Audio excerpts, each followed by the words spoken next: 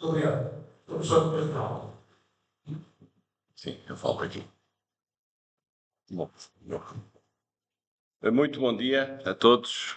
Um grande gosto aqui estar. Bom dia. Bem, a grande notícia de hoje é o facto do professor Henrique José Henriques, aliás, amigo de longa data, já ser professor catedrático. Aliás, é uma grande notícia para Moçambique, porque é realmente o único professor catedrático que Moçambique tem em Direito. Portanto, é uma pedra preciosa, é uma raridade. Portanto, por isso também, tendo feito provas nesta mesma sala ontem, uma vez mais dou os parabéns ao professor Henrique José Henriques por ter participado nessas provas, por o ter avaliado. Eu já sou professor catedrático há mais alguns aninhos, mas as coisas boas devem ser disseminadas e, portanto, fico feliz por o professor Henrique ter chegado à cátedra. Acho que é inteiramente justo por todo o seu trabalho. Não é um professor catedrático de aviário, não. É um professor catedrático ao natural, sem artifícios, sem maningâncias. Aliás, como isso foi visível ontem, porque foi através de provas públicas, e todos sabemos a valia do seu currículo, das suas publicações, das suas aulas, toda a sua entrega, o seu empenho no ensino, ao longo de muitos anos. É que o professor Henriques não entrou nisto ontem, como eu também não entrei nisto ontem. Nós já andamos nisto há muitos anos.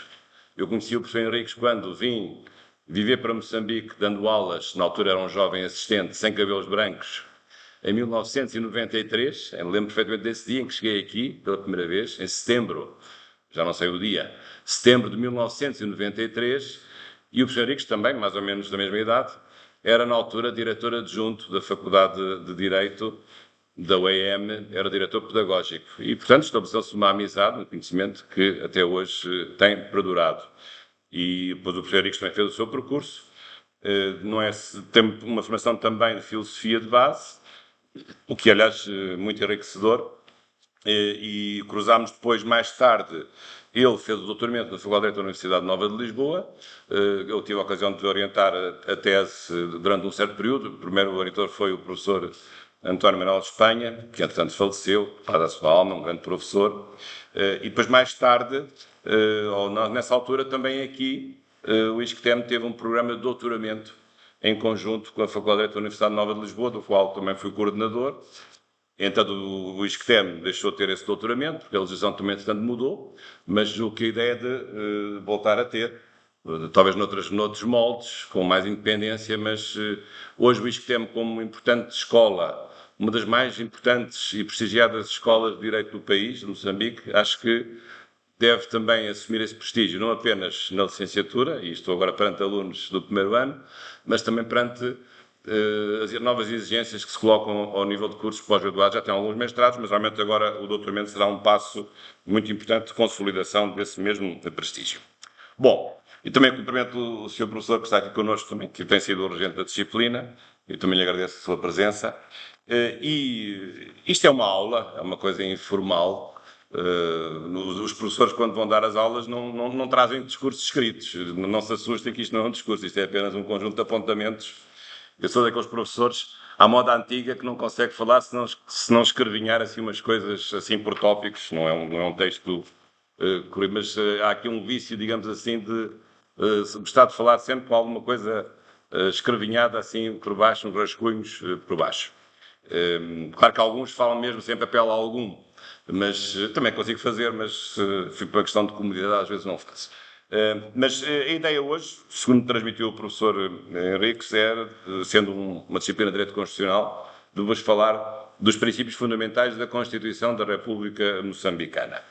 Aliás, também, já agora, precisamente há 10 anos nesta sala, não foi em setembro, penso que foi em julho ou em março, já não me recordo bem, mas nesta mesma sala, neste auditório, eu lá há 10 anos lancei este livro, Direito Constitucional de Moçambique. Este livro depois se disseminou, não está à venda, esteve durante uns tempos, mas este é o exemplar que o professor Henriques tem, que eu lhe ofereci, pedi para ele também aqui trazer, mas quero agora trabalhar uma nova edição, porque entretanto algumas coisas mudaram, não muito, a Constituição é a mesma, não mudou muita coisa, mas algumas coisas mudaram e queria fazer uma nova edição atualizada até ao fim deste ano. Vamos ver se vou conseguir, se não for este ano será no princípio do próximo ano, mas portanto também ficam a saber Foi por isso que o professor Henriques disse que eu sabia muito de direito constitucional, não sabia por ter escrito este livro. Às vezes o conhecimento não é só livresco. Eu tenho um conhecimento, acho que realmente não é mau, mas é sobretudo livresco. Acho que quem conhece melhor o direito constitucional de Moçambique é quem cá vive. São os moçambicanos que vivem cá e que o praticam.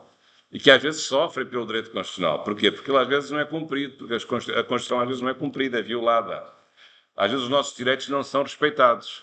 Achamos que os direitos são coisas óbvias, é por isso que até dizemos que são direitos fundamentais, porque há outros que não são fundamentais, não é? Aliás, ontem o professor Henriques deu uma excelente aula, uma magnífica aula magna sobre esse assunto. Mas ficamos espantados como é que é possível que os nossos direitos fundamentais às vezes não sejam respeitados. Se eles são fundamentais, não deviam suscitar qualquer dúvida no que respeita ao seu respeito, ao seu cumprimento. Mas a verdade é que eles são violados todos os dias. E é por toda a gente, não é só pelo Estado. É às vezes pelo vizinho, que não nos deixa dormir durante a noite. Não é? É às vezes o nosso co-contratante que não paga o nosso salário, por exemplo, o empregador que não paga o salário do trabalhador, está a violar um direito fundamental que é o direito ao trabalho, o direito ao salário, por exemplo. Alguém que não nos deixa entrar num restaurante porque somos pessoas com mau aspecto, ou somos de outra cor, ou de outra raça, ou de outra nacionalidade, estamos a ser discriminados, estão a violar o nosso princípio à igualdade de tratamento, estamos a ser discriminados injustamente, seja pela nossa nacionalidade, seja pelo nosso sexo, seja pela nossa condição social, pela nossa cor, pela nossa religião, etc. Tudo isso tem a ver com os nossos direitos e também tem a ver com a Constituição. Mas eu hoje não vou falar especificamente sobre direitos fundamentais, embora seja nas áreas que realmente gosto bastante, mas vou concentrar mais no tema dos princípios fundamentais do direito constitucional. Como o próprio nome indica, princípios significa que é no princípio.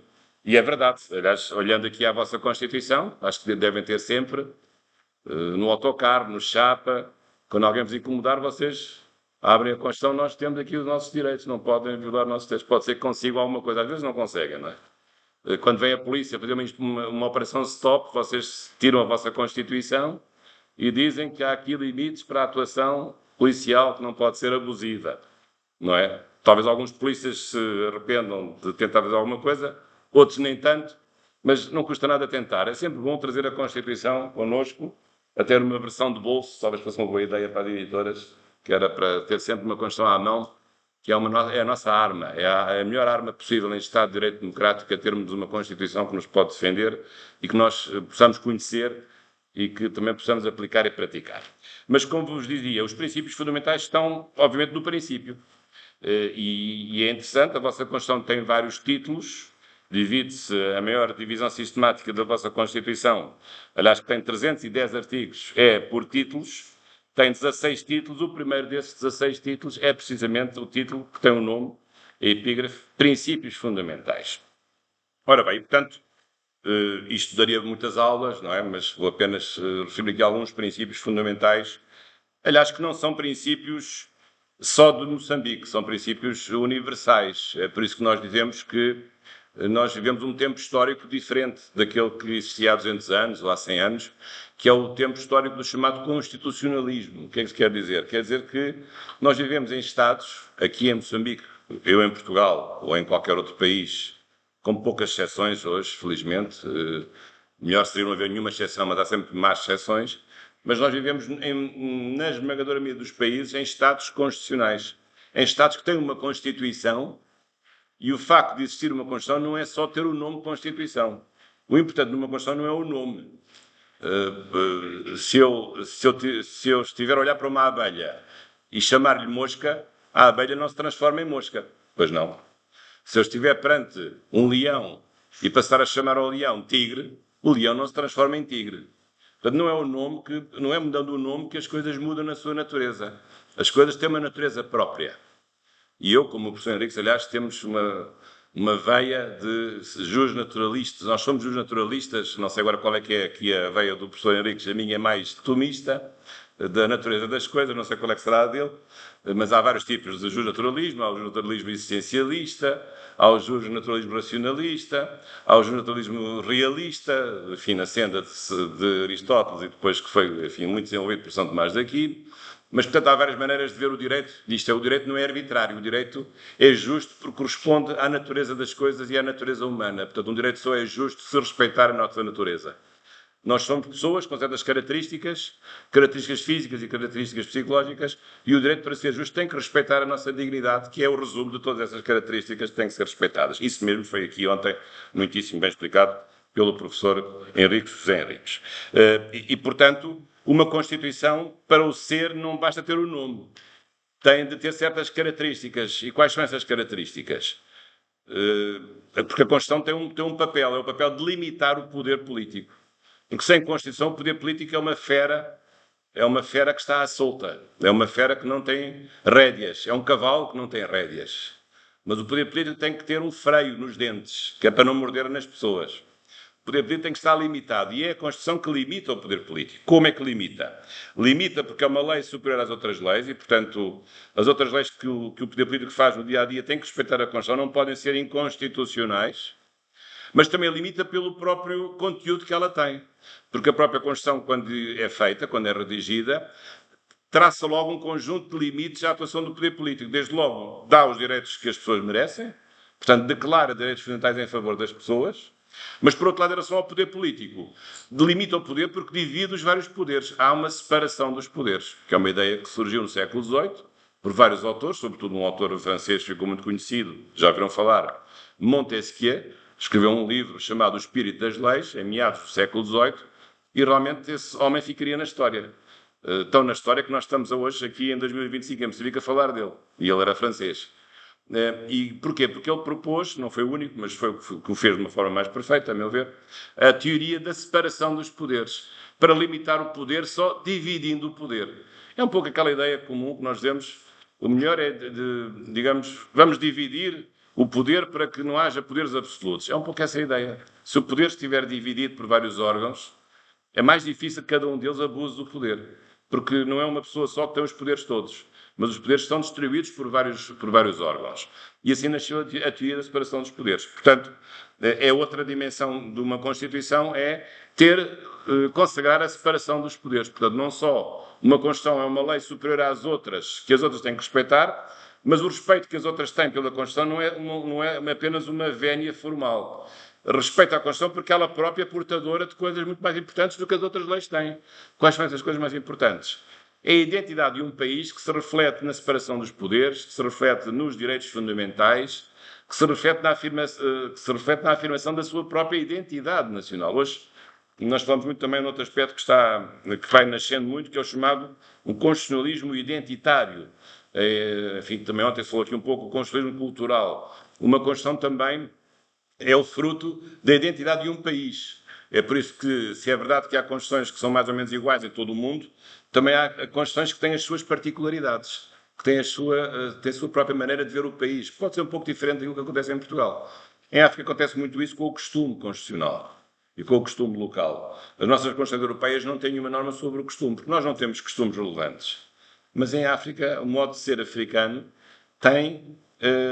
exige que se reconheça o pluralismo jurídico, que haja costumes nas várias comunidades. Ainda ontem lembrei-me de outra coisa, porque tenho estado a trabalhar sobre isso, no direito da língua.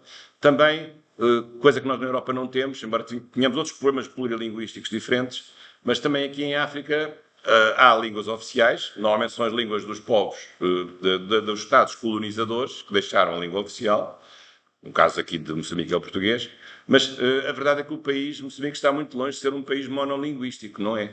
Porque cada região tem a sua própria língua. E isso não é nenhum pecado. Antes era para o colonialismo, era porque o colonialismo queria aniquilar essas diferenças e essas identidades tipicamente africanas que não se identificavam com a identidade imposta pelo Estado colonial. Mas hoje não.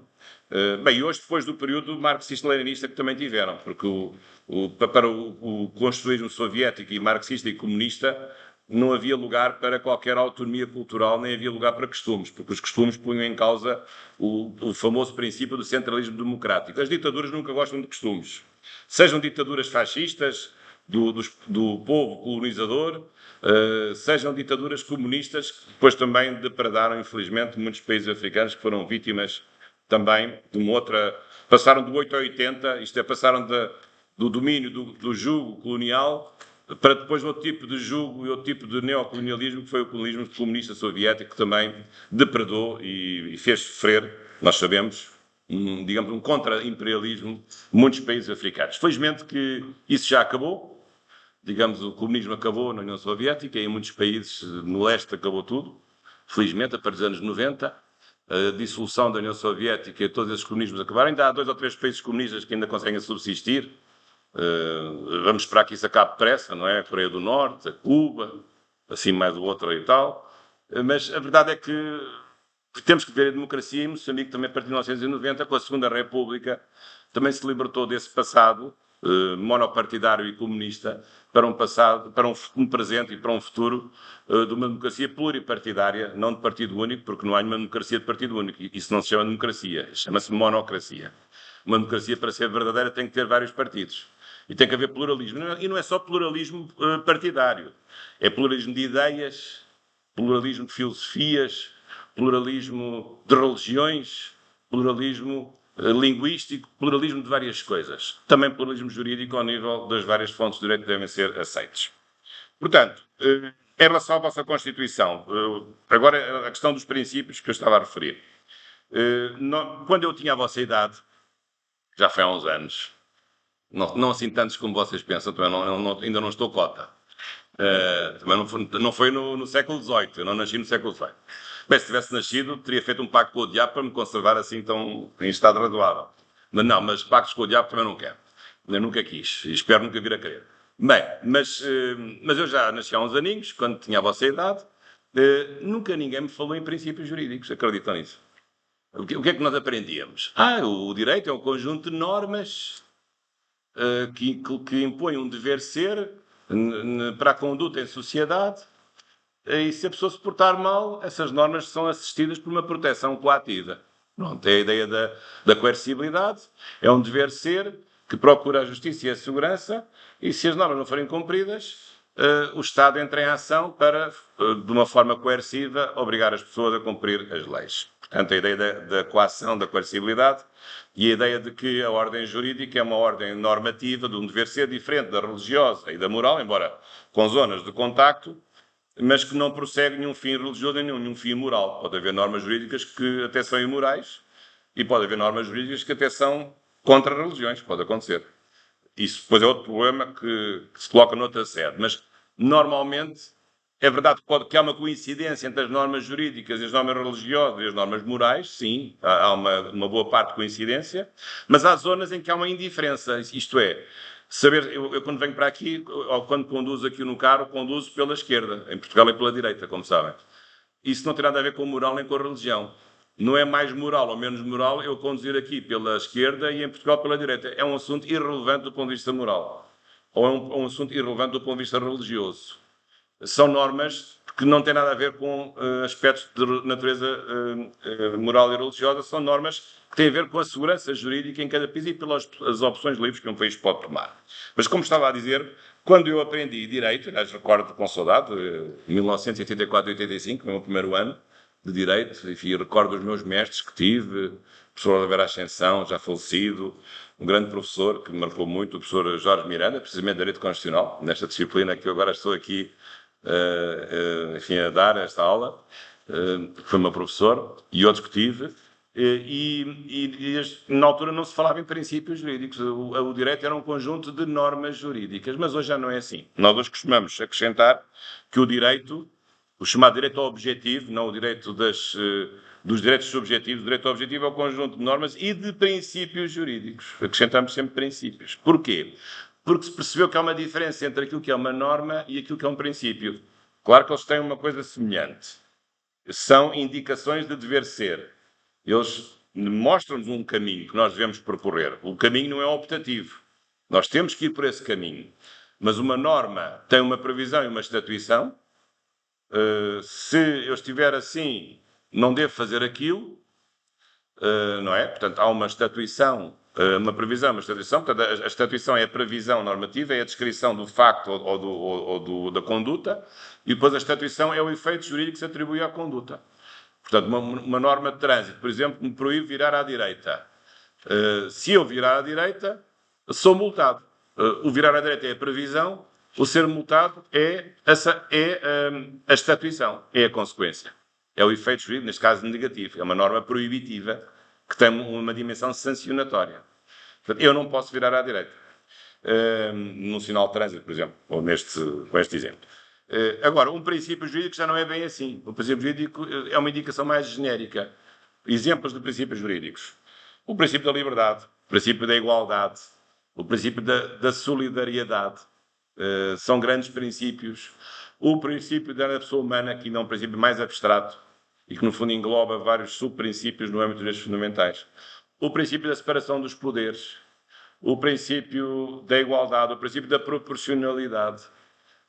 Hoje fala-se muito disto, mas acreditem que há 30 anos, há 40 anos, ninguém falava disto. Mas hoje é uma coisa muito comum, e tão comum que às vezes suscita até confusões, dúvidas, até conflitos, às vezes, de entendimento. Bom, o principal, o mais importante desses princípios é o princípio do Estado de Direito.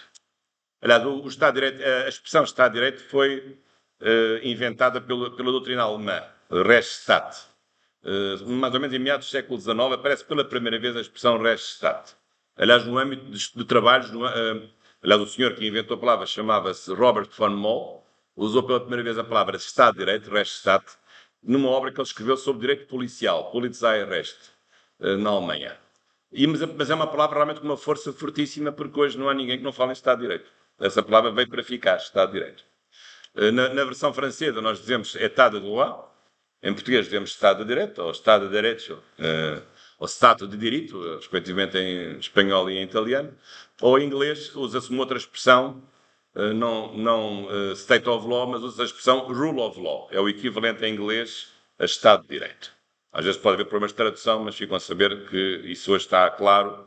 A expressão Rechtsstaat alemã corresponde em inglês à expressão Rule of Law. Mas é uma expressão muito forte, ficou. Porquê? Porque é uma expressão que sintetiza uma coisa maravilhosa, que é a ideia segundo a qual o Estado e o poder político, sobretudo, porque o poder político pode ter várias expressões, não apenas no Estado, mas o Estado é a mais importante delas, que deve submeter-se ao direito. O Estado não pode agir fora do direito. Portanto, o Estado de Direito é o Estado que respeita o direito, que cumpre o direito. E o direito aqui no seu conjunto. Qualquer direito que ele seja o direito internacional, seja o direito interno, seja direito público, seja direito privado, seja direito voluntário, seja o direito espontâneo, que é o caso do direito concessionário, portanto, mas o Estado de Direito é um Estado que respeita o direito. E não é um respeito meramente formal, porque nas ditaduras os Estados até respeitam o direito, mas só que as ditaduras têm um vício à partida, estão viciadas. É um jogo viciado. É como nós quando vamos a um casino e jogamos numa slot machine, se o casino estiver viciado, a pessoa nunca ganha nada. Porque aquilo tem um programa que nunca permite ganhar o jackpot. Nunca. Portanto, a slot machine está viciada. Assim é a mesma coisa numa ditadura. Acho que está direito, mas o Estado está viciado porque a pessoa cumpre o direito, mas o problema é que a Constituição não é uma Constituição de Estado de Direito, é uma Constituição de Estado de legalidade. Isto é, há um respeito meramente formal, mas a essência da Constituição é uma essência em que não se garante a separação dos poderes e em que não se garantem os direitos das pessoas. Ou então, muitas vezes, que não é tão grave, há uma aparência de que a Constituição é de Estado de Direito, mas depois a realidade não tem nada a ver com aquilo que está na Constituição. Há uma grande diferença entre law in books e law in action. Aquilo que está escrito, digamos, a Constituição é apenas uma coisa de papel. Nós olhamos a uma Constituição, afinal, este país é um país muito bom, porque está tudo aqui escrito, está a separação dos poderes, as pessoas têm 70 direitos que estão aqui anunciados, mas depois vamos ao país e a realidade não tem nada a ver com aquilo que está escrito na Constituição. A Constituição não tem adesão à realidade, é uma Constituição de papel. Lembra-se daquele programa, aquela série da Netflix, Casa de Papel? Assim também há Constituições de papel. Bem, neste caso era a Casa da Moeda, que era assaltada, uma série espanhola, muito boa, com várias temporadas. Gostei muito de ver essa série. Mas lembro-me da Casa de Papel, porque também há Constituições de papel, que só ficam no papel, mas não têm qualquer adesão à realidade. São coisas absolutamente fantasias. É uma fantasia, é uma utopia, é uma coisa que não existe na realidade. Bom, mas nós queremos que as Constituições sejam efetivas. Por isso, ontem também o professor Henriques, perante uma provocação minha, respondeu muito bem quando eu lhe disse que não havia o risco do direito ficar misturado com considerações de natureza sociológica ou de natureza filosófica ou de outra natureza dessa ordem. E ele respondeu muito bem, porque um direito não é apenas um sistema fechado nas normas que estão no papel. Porque o direito que está no papel acaba por não ser direito nenhum. Nós, para conhecermos o direito, temos que conhecer o direito em ação. O direito também é muitas vezes revelado pelos tribunais. É por isso que quando estudam o direito têm que estudar decisões jurisprudenciais.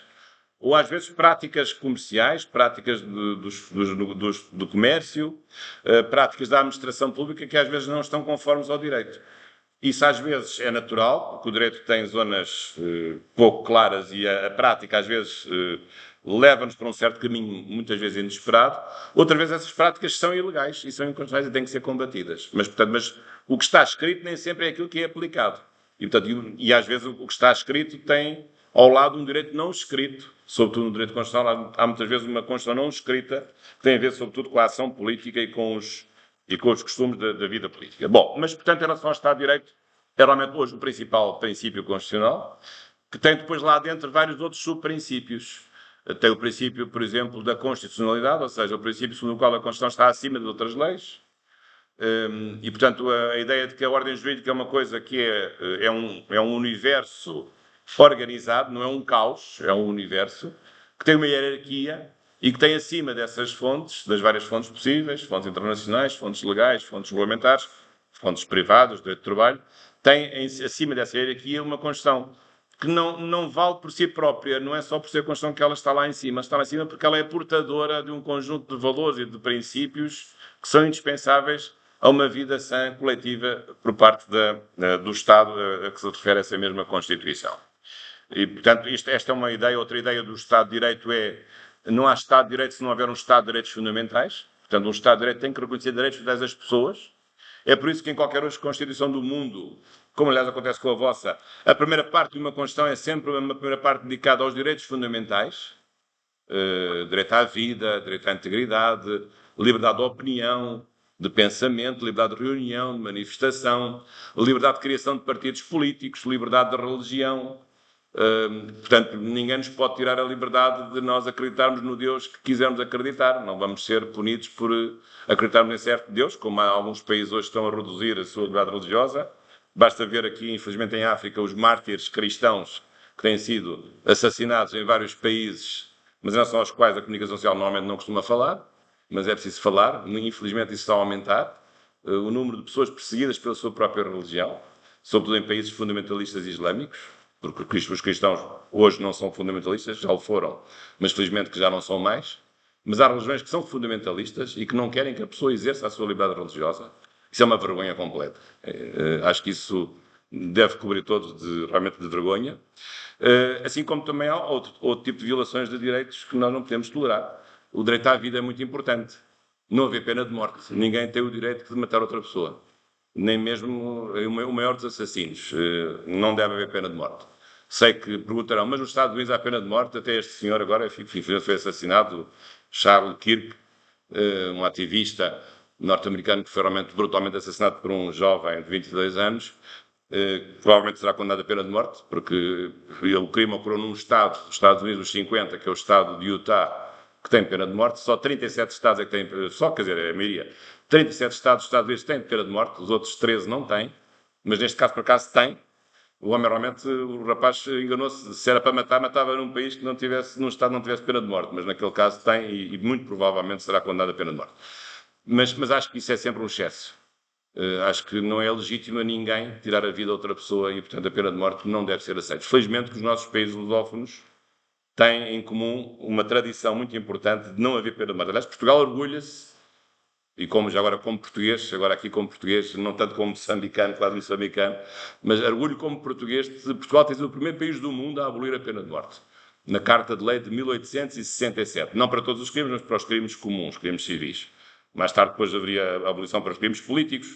Depois houve também em relação aos crimes de guerra. Mais tarde, já na República, que foi quando foi a abolição completa, foi na Primeira República Portuguesa. Mas, de facto, Portugal liderou, penso com uma exceção num país, mas foi o primeiro ou segundo país do mundo a abolir a pena de morte. E isso é uma grande conquista do humanismo, digamos, do humanismo constitucionalista, também é um humanismo constitucional, e que tem a ver também com isso. Portanto, o direito à vida é o direito de todos os direitos. E a vida não é só a vida das pessoas que estão na força da sua vida. As pessoas que ficam velhas, que se tornam, ou dos deficientes, muitos que são objeto de eutanásia, que são mortas porque já são um peso para os outros que não querem gastar dinheiro com ela, não a querem ter no lar, então matam-nas. Dizem que fazem eutanásia, mas na verdade querem matar as pessoas e querem livrar-se das pessoas. Infelizmente é assim. Não quero fazer julgamentos sobre ninguém, mas o facilitismo da eutanásia pode ser perigosíssimo. Como também é perigoso o facilitismo do aborto. Porque haverá certamente condições que levam a mulher a abortar, que são dramáticas, e só quem passa por isso é que sabe verdadeiramente o drama que isso significa, mas não pode haver a liberalização do aborto de qualquer maneira. Eu já vi pessoas a defenderem o aborto até à véspera do nascimento. Mas, por favor, na véspera do nascimento a pessoa já não está boa. Só falta nascer, o resto é tudo igual. E querem abortar livremente até à véspera do nascimento. É isso que querem. Mas o que é isto? Já chegámos a este ponto. E com um argumento absurdo. É que só adquirem a personalidade jurídica depois do nascimento. Então até à véspera, só porque não tem personalidade jurídica, de acordo com o artigo 66, já se pode abortar livremente. Mas o que é isto? Então, mas é uma norma, é o artigo 66 do Código Civil, que tem o efeito mágico, qual rei Midas, que transforma uma não vida humana numa vida humana só com o nascimento. Não. Não muda nada substancialmente depois do nascimento. Claro, o bebê sai de dentro da mãe e respira pelo ar e já não respira pelo cordão umbilical. Mas a pessoa já está feita.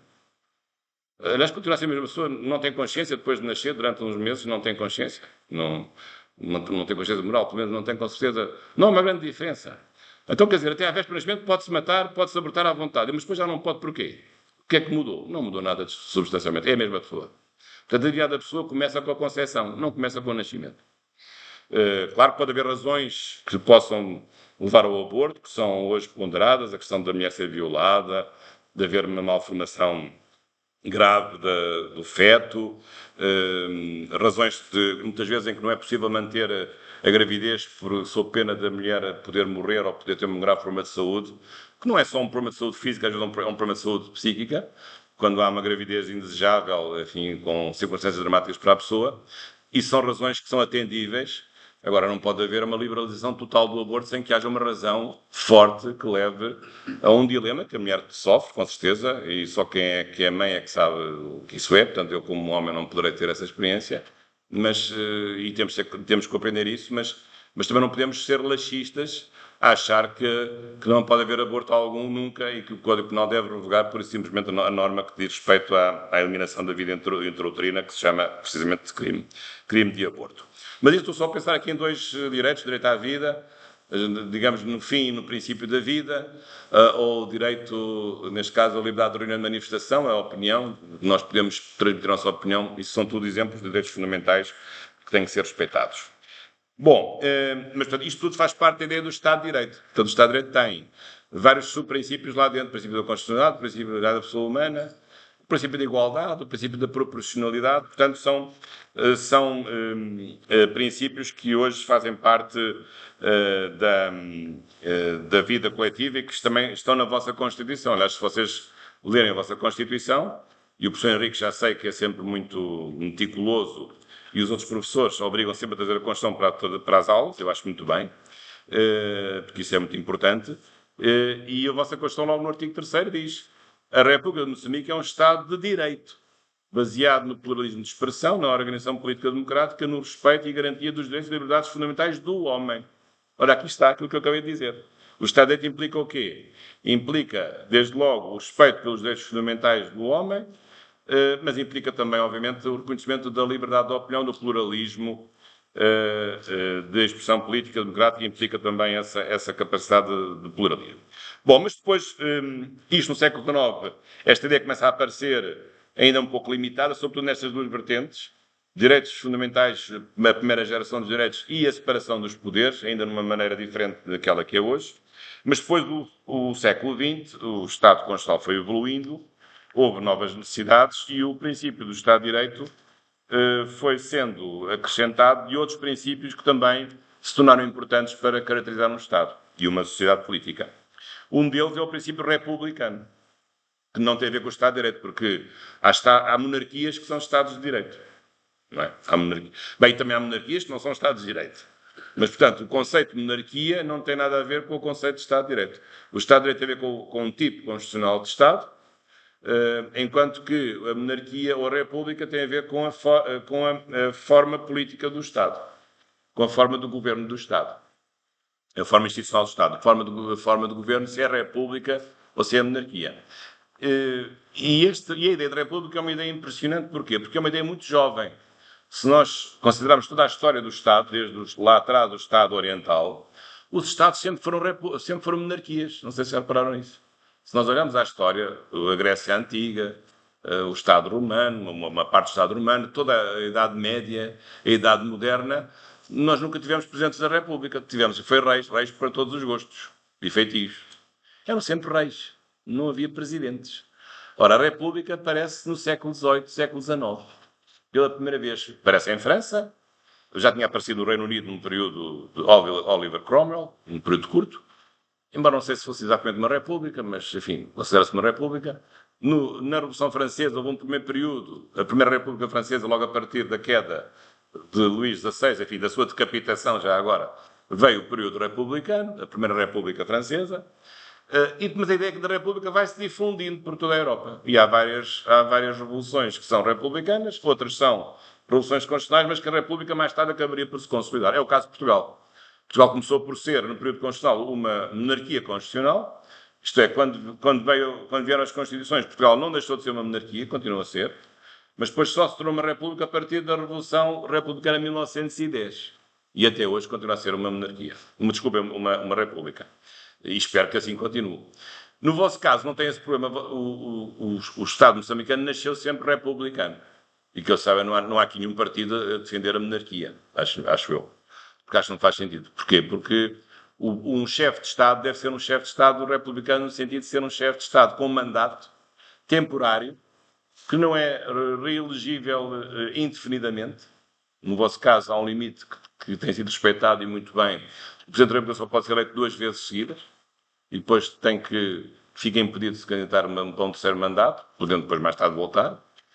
Mas é o princípio republicano que tem a ver com isto. Os cargos não são vitalícios, são cargos temporários, pré-definidos na lei, e às vezes há uma impossibilidade de renovar sucessivamente esses cargos.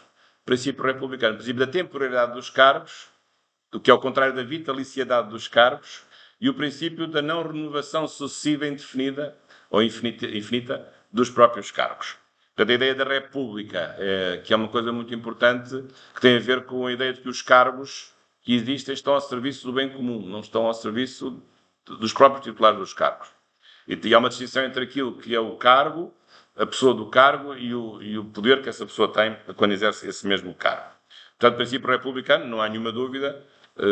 No vosso caso, não há rei, há um Presidente da República e todos os mandatos políticos são limitados.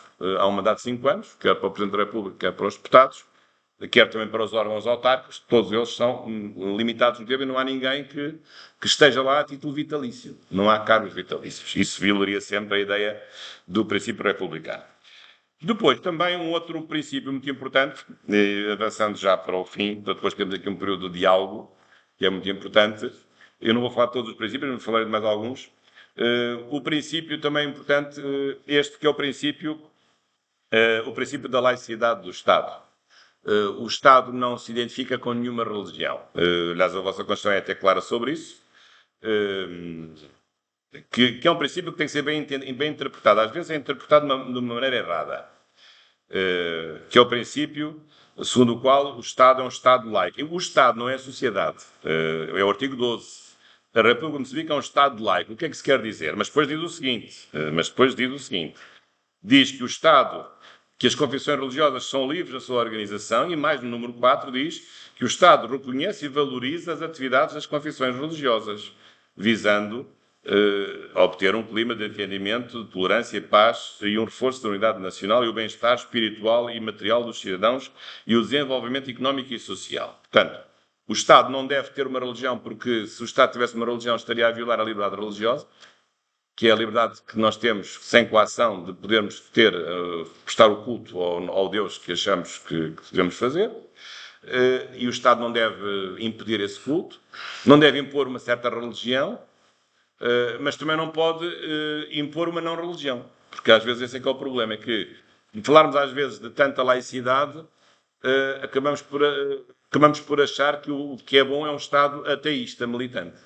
O Estado não é ateu, o Estado é laico, é uma coisa diferente. O Estado não tem religião. Mas se o Estado é contra as religiões, já está a ter uma religião. Qual? A anti-religião. Porque o sentimento contra a religião também é uma religião. É uma religião negativa.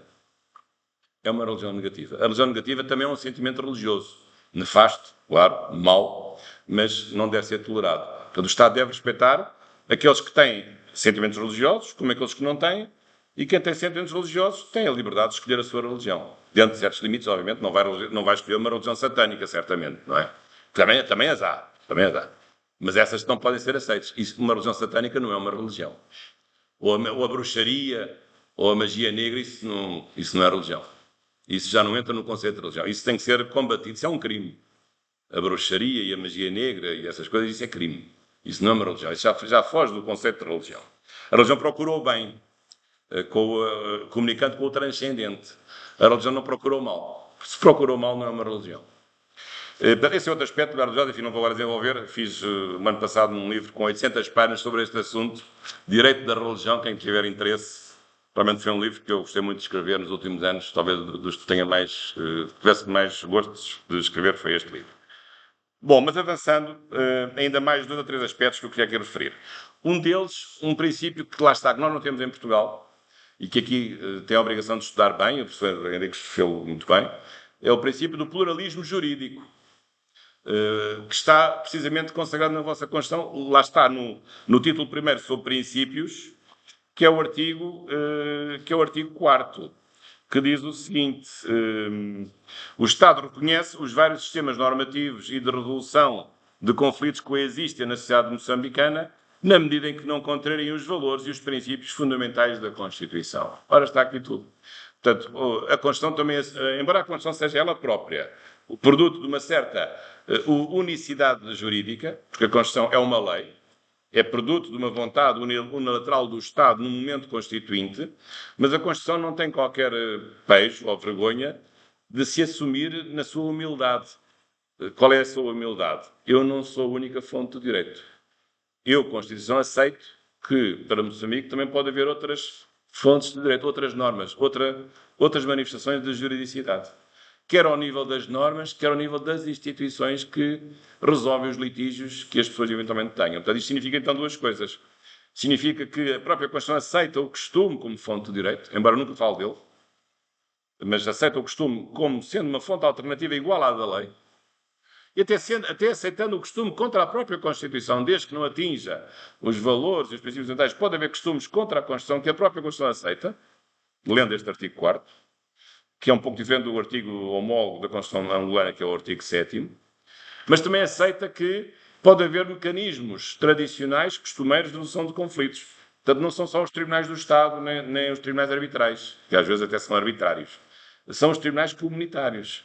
Quer sejam aqueles reconhecidos por uma lei que fizeram, quer outros tribunais comunitários que são feitos independentemente de qualquer lei, que assim também deve funcionar.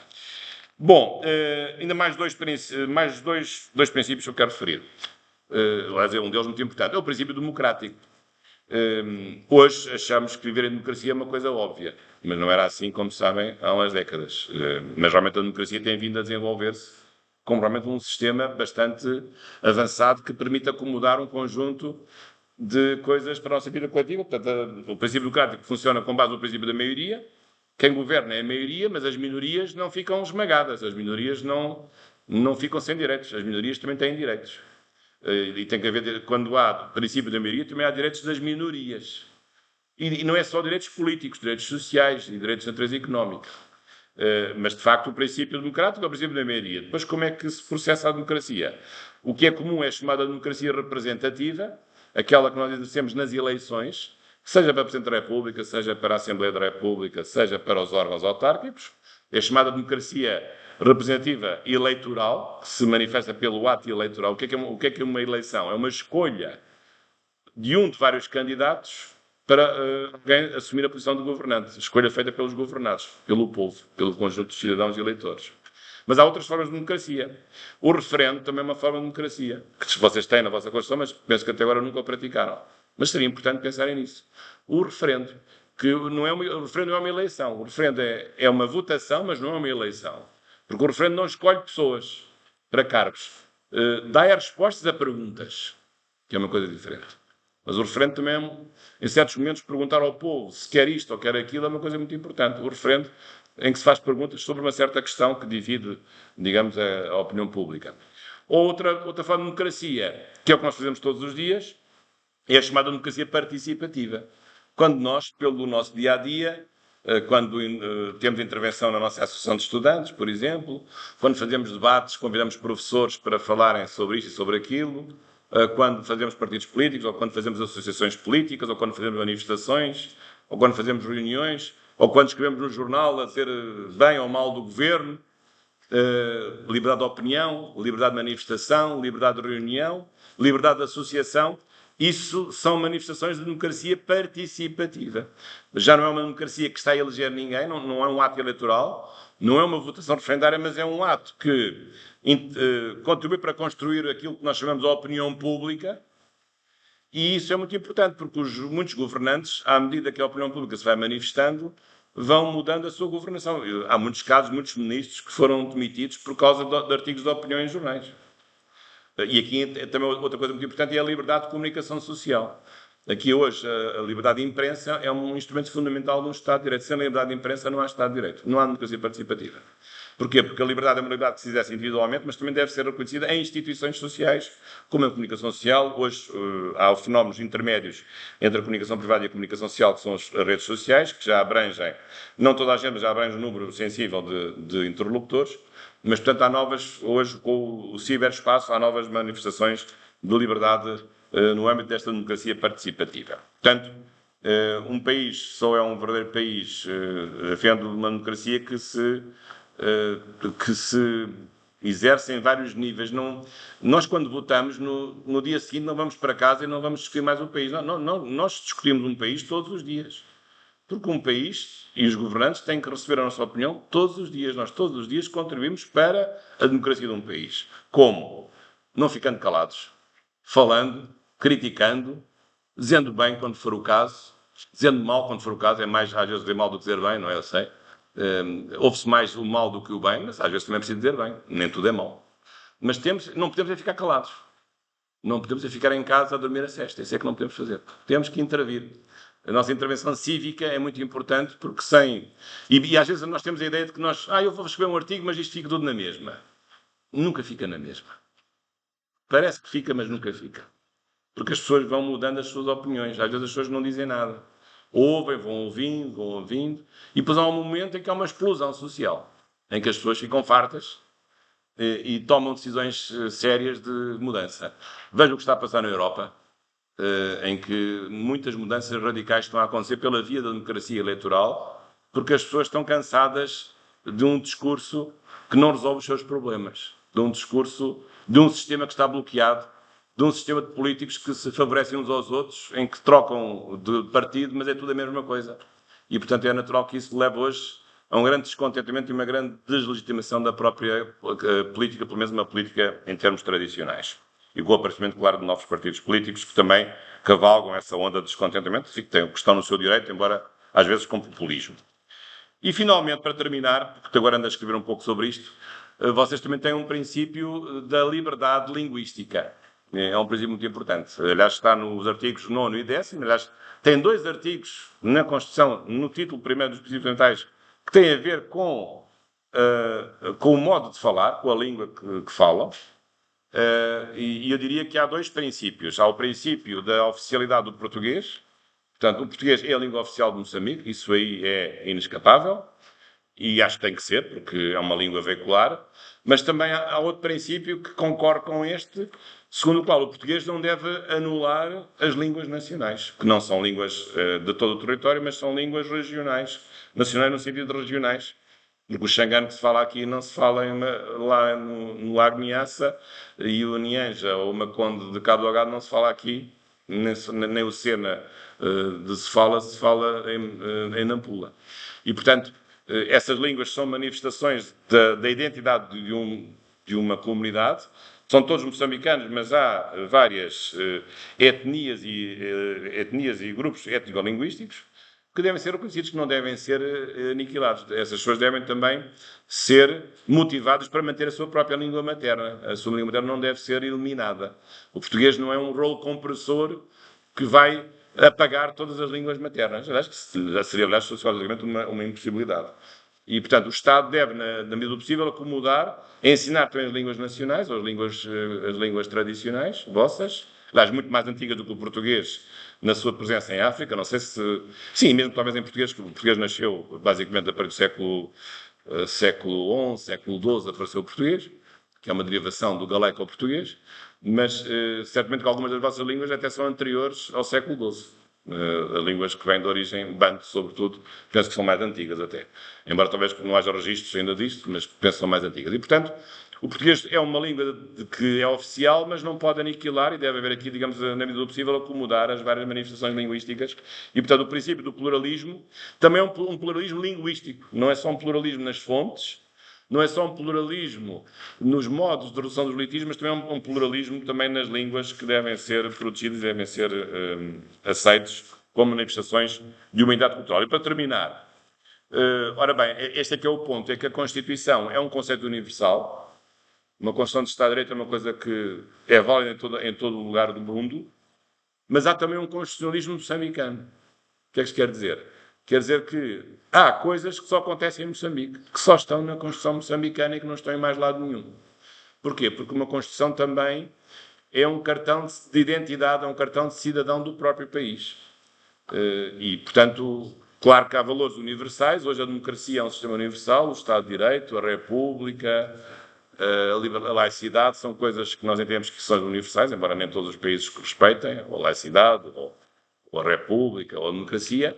Mas também a Constituição deve refletir coisas próprias de cada nação. Porque o Estado tem dentro de si o quê? Uma nação. O que é uma nação? É um conjunto de pessoas que se unem entre si por ter um vínculo de nacionalidade, uma identidade, neste caso a identidade moçambicana, que se construiu ao longo da história com tudo aquilo que já se sabe e que não vale a pena repetir, quer numa parte em que a nação moçambicana foi ocupada pelo poder colonial português, quer, já como independente, as várias vicissitudes que houve da Primeira República para a Segunda República, que estamos agora a viver. E, portanto, uma questão tem as duas coisas. Tem uma dimensão universal, mas também tem uma dimensão identitária, porque deve refletir a identidade de um povo que só existe naquele lugar e que tem características que não há em mais outro povo com género, seja vizinho ou não vizinho daquele território. E, portanto, agora vamos entrar aqui num período de perguntas. Muito obrigado pela vossa atenção. Vejo que são alunos muito atentos e o professor Henrique e os outros professores só podem ser muito felizes por terem alunos tão bons assim. Muito obrigado.